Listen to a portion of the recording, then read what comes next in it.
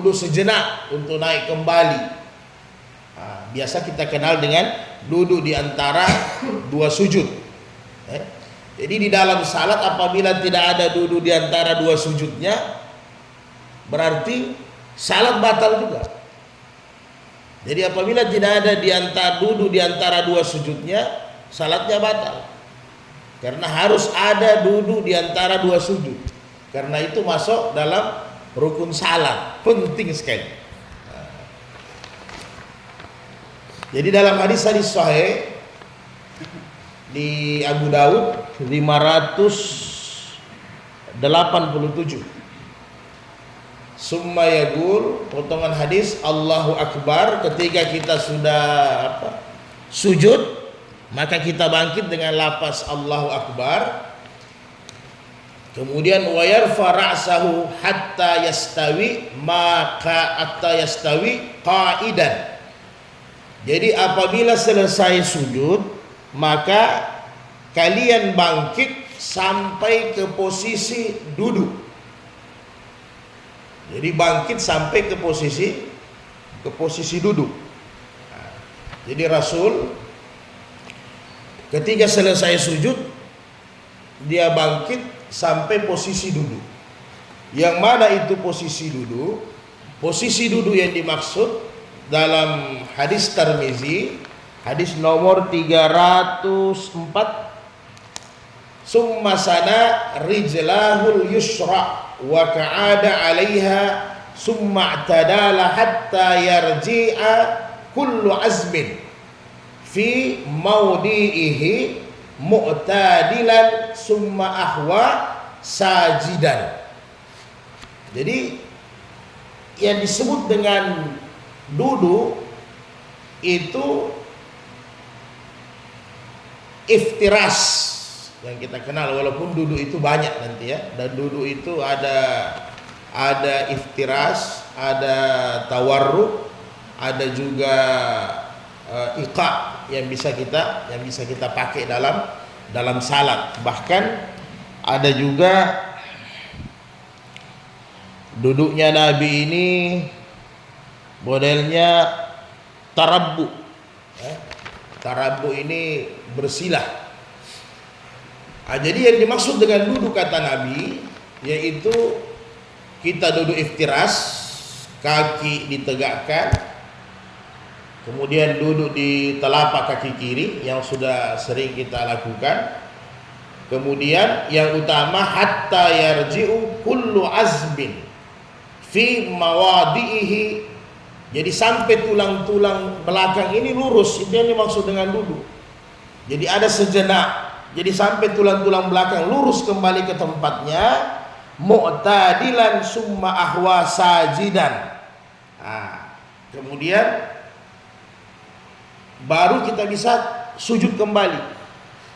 Jadi apabila kata Rasulullah kullu azmin min mawdi'ihi mu'tadilan, kalau sudah lurus tulang belakang, sudah bagus tulang belakang lurusnya, ahwa sajidan, baru kita bisa sujud yang kedua. Kira-kira begitu. Jadi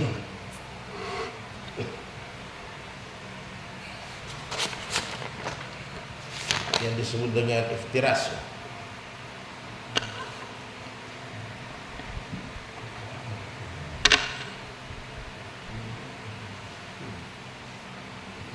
Saya juga sudah nggak susah saya gunakan.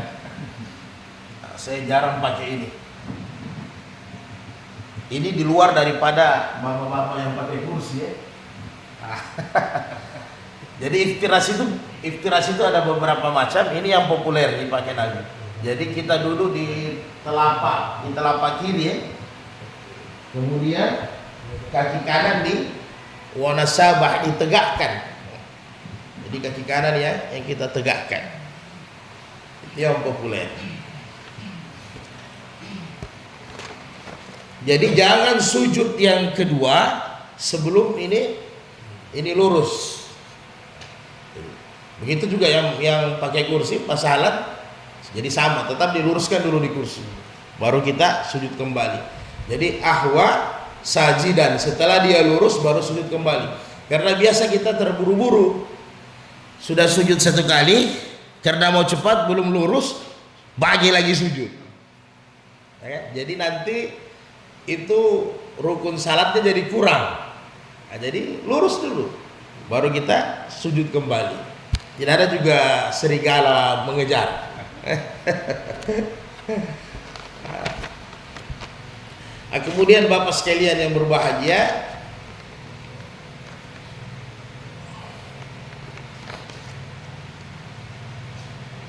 memang dalam posisi kita lari ke para imam mazhab dengan para sahabat. Jadi yang dipakai duduk ini selain tadi iftiras, ada namanya tawarruk. Tawarruk itu biasa kita pakai di duduk yang terakhir. Jadi yang kiri dimasukkan ke paha atau ke betis, ya bukan paha, ke betis. Nah, duduk terakhir itu tawarruk. Kemudian ada bagi yang di kursi berarti no problem. Kalau yang di lantai itu yang biasa dipakai sama Nabi. Ini hadis riwayat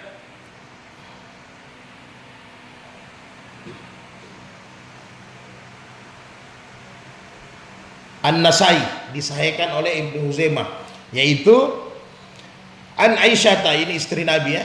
An Aisyah radhiyallahu anha qalat ra'aitu Rasulullah sallallahu alaihi wasallam, saya juga biasa melihat Nabi itu salat sambil duduk, yusalli mutarabba'an, rawahu Nasai.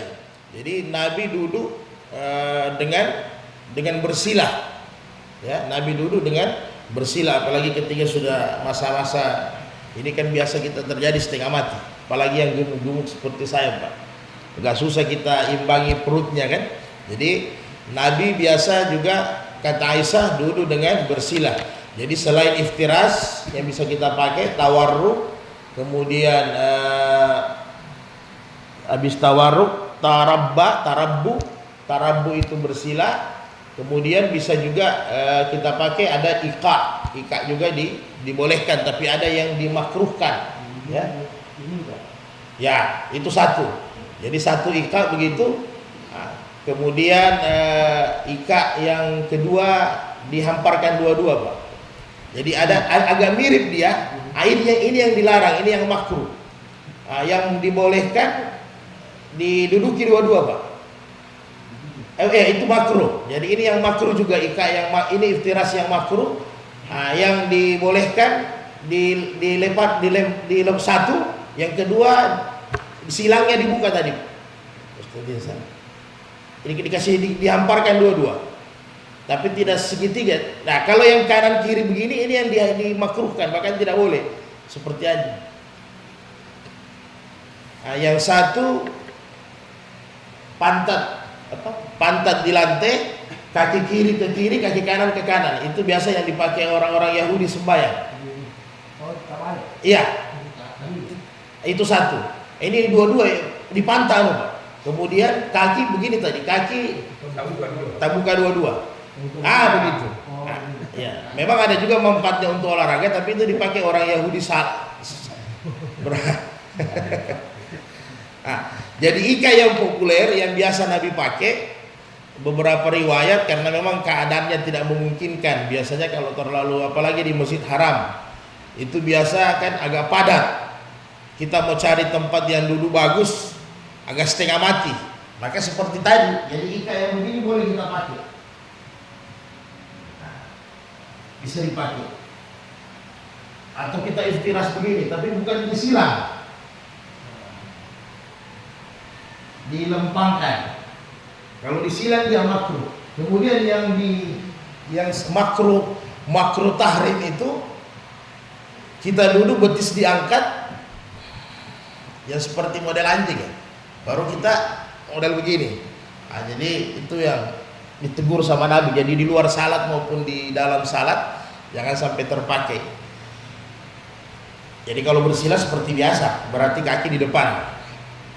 Kemudian, tapi tidak usah heran kalau di Ibnu Qudamah rahimahullah katakan, Apa yang bisa kita mampu, silahkan kita buat yang nyaman bagi orang yang memang darurat ya, yang sudah sakit silahkan. Kemudian beberapa yang dilakukan oleh sahabat-sahabat Nabi dalam duduk ikah ini, utamanya Aisyah istri Nabi, itu yang dipakai oleh Imam Abu Hanifah, wa kana yaqulu fi kulli, kata Aisyah, wa kana yaqulu fi kulli raka'ataini tahiyyati wa kana yafrisu rijlahul yusra wa yansibu rijlahul yumna. Ini yang iftiras. Jadi adalah Nabi, kata Aisyah, kalau dia salat, ini yang dipakai mazhab Imam Abu Hanifah, kalaulah dia salat, dia selalu modelnya iftiras, baik di rakaat tasyahud awal maupun di tasyahud akhir. Ya, yang disebut dengan iftiras tadi, kata Aisyah, yafrisu rijlahu, firas ini kan ranjang, kasur.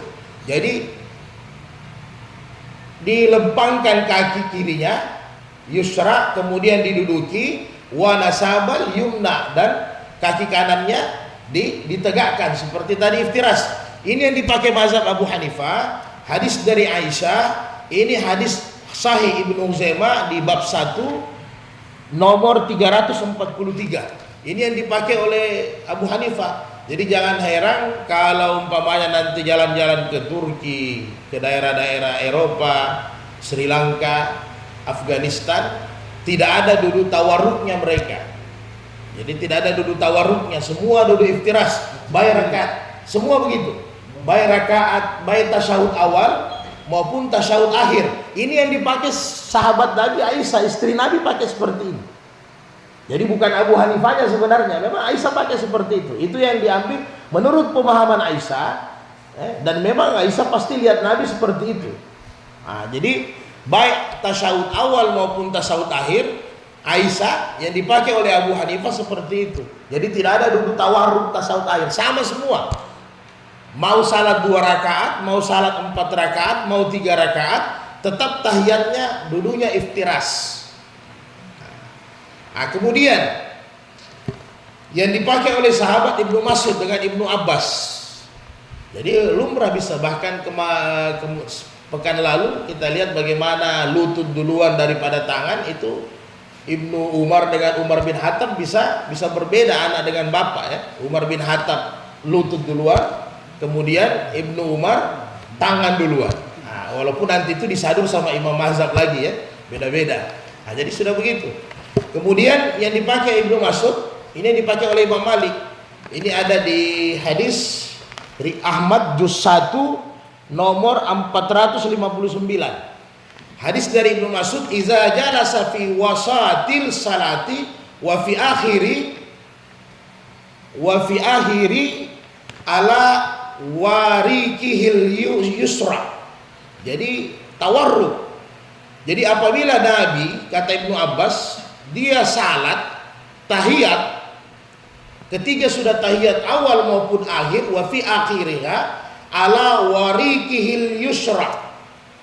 Jadi dia kaki kirinya tidak diduduki, tapi dimasukkan ke betis, itu tawarruk. Yang seperti sujud tahiyat terakhir.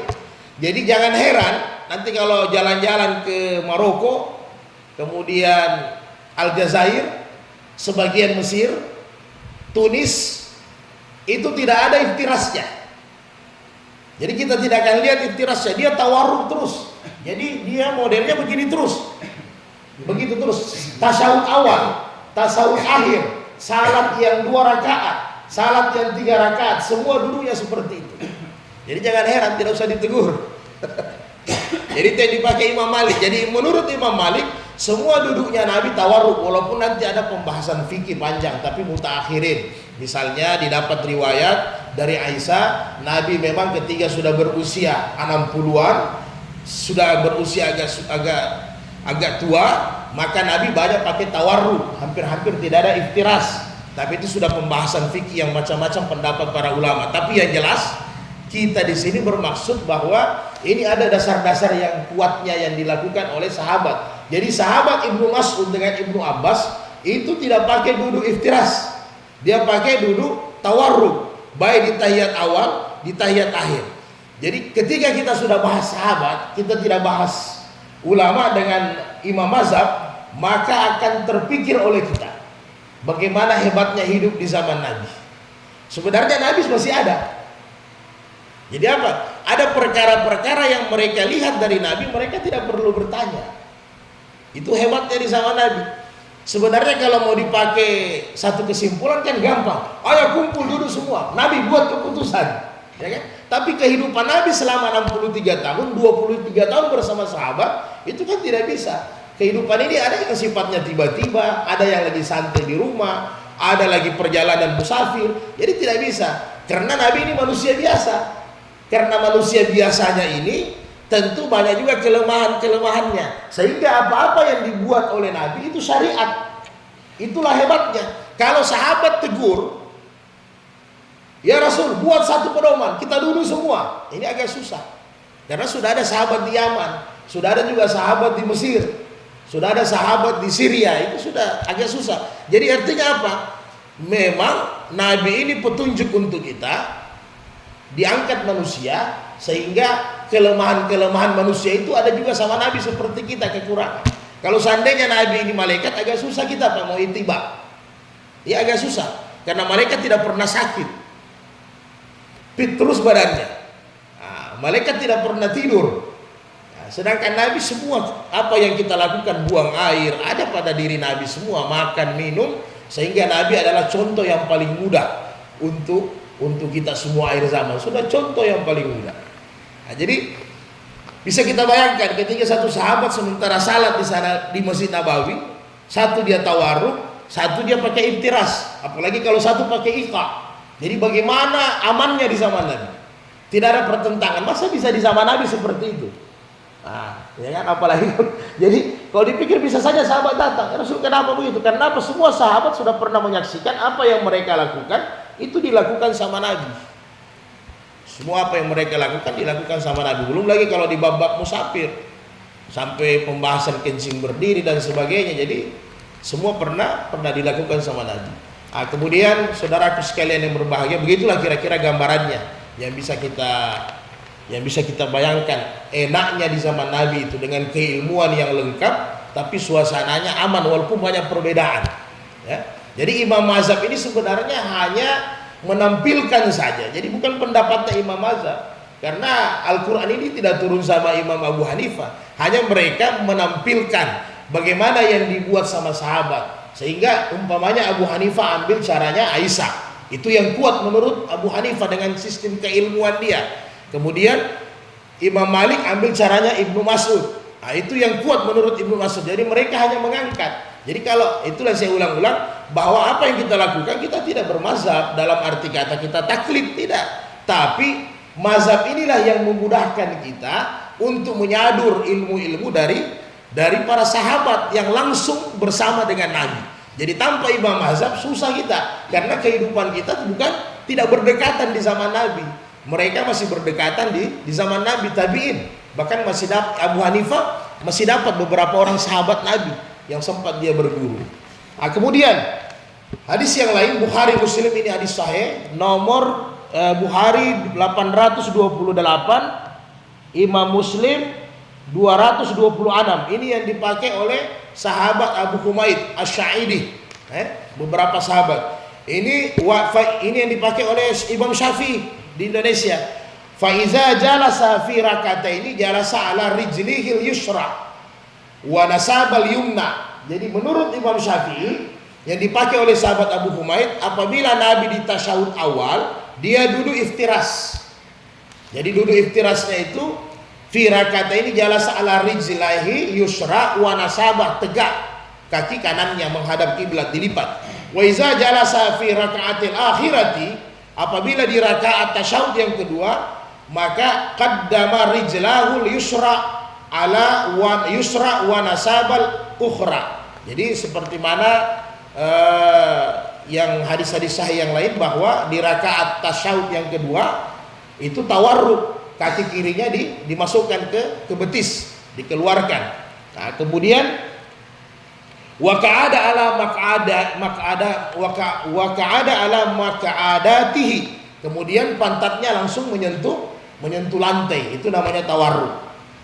Nah, itu yang dipakai. Jadi di mazhab Imam Syafi'i dia pakai Abu Humaid yang populer kita pakai sekarang, rakaat awal tasyahud awal iftiras, kemudian tasyahud akhir tawarruk, itu yang dipakai. Kemudian Imam Hambali, jadi Imam Hambali dia pakai semuanya. Jadi menurut penjelasan Imam Hambali dalam hadis-hadis sahih, itu hadis sahih yang diambil dari Aisyah seperti mana yang diambil tadi oleh Abu Hanifah, hanya penjelasannya yang beda. Menurut Imam Hambali, wa kana yaqulu fi kulli rak'ataini tahiyata wa kana yafrisu rijluhu al-yusra wa yansibu rijlahu al-yumna. Ini lebih asik lagi. Jadi menurut Imam Hambali, apabila salat itu 2 tahiyat, dia ikut pendapatnya Imam Syafi'i. Apabila salat itu 2 tahiyat, apabila salat itu 1 tahiyat, maka dia ikut pendapatnya Imam Malik. Jadi dia kolaborasi, karena menurut dia penjelasan hadis ini seperti ini. Ya, jadi apabila salat 2 rakaat, 3 rakaat dengan salat sunat, jadi salat maghrib, salat subuh dengan salat sunat 2 rakaat, Imam Hambali katakan maka duduknya tahiyat iftiras saja, tidak pakai tawarruk beliau. Jadi 2 rakaat dia duduknya iftiras. Jadi seperti salat subuh tadi, tidak tawarruk. Ya, begitu saja dipakai untuk tahiyat yang 1. Untuk tahiyat yang 1 kali hanya duduk iftiras. Untuk tahiyat yang 2 seperti asar, isya dengan zuhur, dia pakai pendapat Imam Syafi'i. Iftiras pertama, kemudian tawarruk yang kedua. Kita paham Pak ya? Nah, jadi menurut dia Aisyah tidak patut lakukan dengan cara iftiras kecuali hanya 2 rakaat. Begitu kata Imam Hambali yang dilakukan oleh Aisyah. Demikian juga yang dilakukan oleh Ibnu Mas'ud menurut Imam Hambali, bahwa tidak paten dia tawarruk terus. Tawarruk dia nanti tahiyat itu yang 2 kali dipakai baru dia duduk tawarruk. Jadi mudah-mudahan kita tidak bingung Pak ya. Jadi intinya ya begitu. Kita beribadah seperti biasa. Jadi tidak ada salah menyalahkan atau hujat. Jadi kalau kita dapat referensi ada yang mengatakan ini lebih kuat, ini yang salah, maka itu mutaakhirin. Hampir tidak ada di kitab-kitab fikih di zaman tabi'in dengan tabi'in mengatakan ini yang lebih kuat dan ini yang salah. Tidak pernah akan muncul itu. Jadi yang mereka munculkan pasti semua referensi-referensi hadis yang ada. Nah, kemudian kita simpulkan bagaimana dengan tarjih Muhammadiyah. Nanti kan masing-masing sudah ada dibuka. Jadi tarjih Muhammadiyah pakai hadis yang panjang dari Imam Hambal tadi. Jadi Muhammadiyah tetap dia pakai bermazhab Syafi'i untuk masalah ini. Jadi di putusan tarjih jelas bahwa apabila tahiyatnya 2 maka pakai iftiras dengan pakai tawarruk. Jadi itu yang dia pakai. Kemudian apabila salatnya 2 rakaat tetap tawarruk.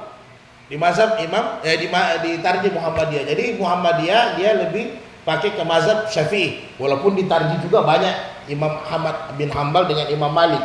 Tetapi karena tarjih itu mencari hadis yang lebih kuat menurut para ulama yang duduk di tim tarjih, maka yang mereka munculkan adalah pendapat dari Imam Syafi'i yang dipakai oleh Abu Humaid. Jadi tetap ada iftiras, tetap ada tawarruk, ya kan?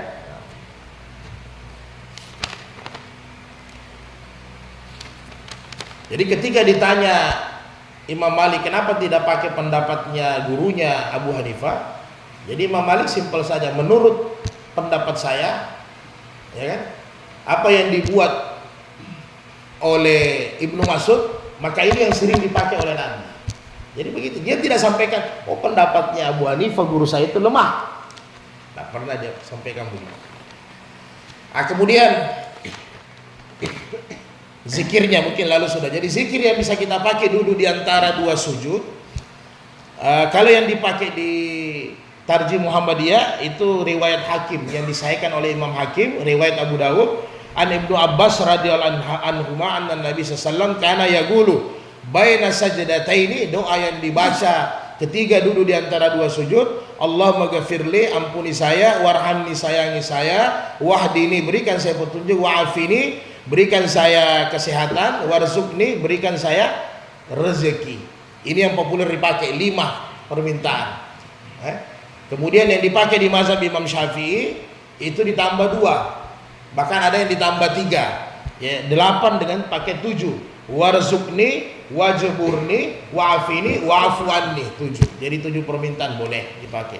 Kemudian yang ketiga itu yang dipakai, yang diriwayatkan yang lalu oleh Aisyah bahwa Nabi apalagi salat malam sering saya dengar kata Aisyah duduk di antara dua sujud, Allahumma ghafirli, Allahumma ghafirli.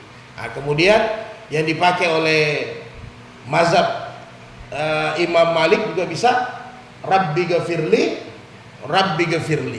Jadi intinya jumhur para ulama dari kalangan sahabat maupun tabi'in, intinya duduk di antara dua sujud paling pendek Rabbi ghafirli 1 kali sudah sah duduk sujud. Jadi sebaratan 1 kali sudah boleh, atau Allahumma ghafirli 1 kali. Tapi Nabi sering pakai Allahumma ghafirli marratain 2 kali. Jadi boleh 3 kali, boleh, nggak ada masalah. Yang penting kata Ibnu Qudamah, kita hayati doanya. Ini yang paling penting, karena itu doa. Jadi kadang karena kita tidak tahu artinya, kita lapas seperti biasa saja, angin berlalu. Padahal perlu kita tahu. Jadi ketika kita duduk itu meluruskan tulang. Jadi meluruskan tulang sudah sambil kita baca itu zikir, pas Allahumma ghafirli, ampuni saya, Allah warhamni, sayangi saya, wajburni, cukupkan saya, wahdini, tetap berikan saya petunjuk, wa'afini, berikan saya kesehatan, atau warzuqni, berikan saya rezeki, wa'afuanni, maafkan saya. Jadi kalau kita berpikir seperti itu enak sembahyang, jadi tidak terlalu banyak kesana kemari kita, ya. Apalagi Piala Dunia sudah selesai, jadi sudah aman sembahyang. Pak Ujuna. Jadi begitu kira-kira Pak ya. Ini sekedar yang kita baca-baca, jadi supaya itu setiap kata Abu Hurairah, setiap kita dapat siraman ilmu, itu orang yang beriman dadanya makin terbuka. Ya, jadi bukan otak kita yang bermain. Kalau otak yang bermain, nafsu yang jadinya. Kalau nafsu jadinya kita merasa pintar. Kalau sudah merasa pintar, semua kita klaim-klaim.